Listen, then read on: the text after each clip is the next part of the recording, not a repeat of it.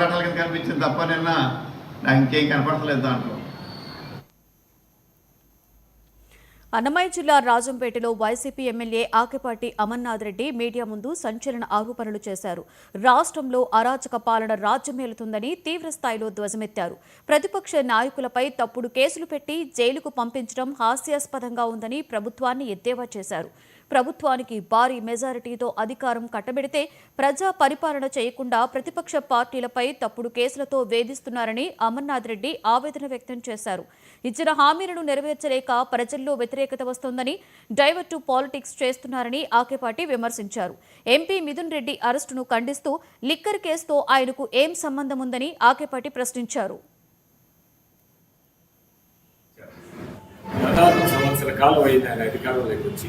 ఇచ్చిన హామీ ఒకటి కూడా నెరవేర్చిన పార్టీలు ఈరోజు నిజంగా ఈ రాష్ట్రంలో ఎంత దుర్మార్గమైన పరిపాలన అంటే నిజంగా ఆయన డైవర్షన్ పాలిటిక్స్ కేవలం ఈ పథకాలు మర్చిపోయే దానికోసం ఆ రోజు ఒకరోజు ఏమంటాడు, తిరుమలలో లడ్డులో కల్తీ వేయగలిగినారంటాడు.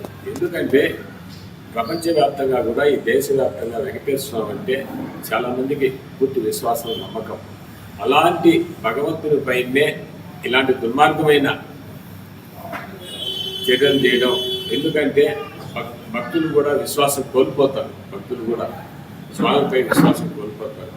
ఇలాంటి పరిస్థితుల్లో నిజంగా ఇకపోతే ఈరోజు ప్రతి ఒక్కరిని కూడా ఏదో ఆ లోకేష్ బాబు గారు చెప్తారు, రెడ్ బుక్ పరిపాలన నిన్ను బ్రహ్మాండంగా పరిపాలించమని నీకు ప్రజలు అవకాశం ఇచ్చారు, ఒక మంచి పరిపాలన ఇవ్వండి, జగన్మోహన్ రెడ్డి గారి కన్నా నువ్వు మంచి పరిపాలన ఇవ్వు, నీకు అవకాశం ఇచ్చారు.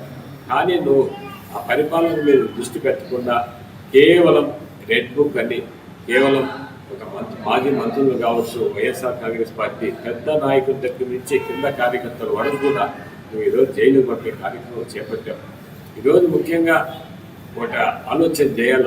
ఈరోజు ఒక రాజకీయ నాయకులనే కాదు, ఐఏఎస్ ఆఫీసర్లు పంపడం జరిగింది, ఐపీఎస్ ఆఫీసర్లు పంపడం జరిగింది.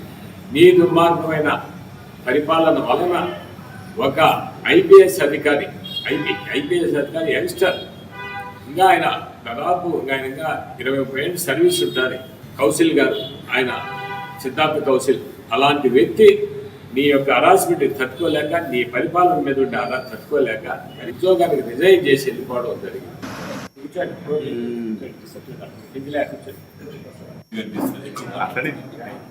ఈ రాష్ట్రంలో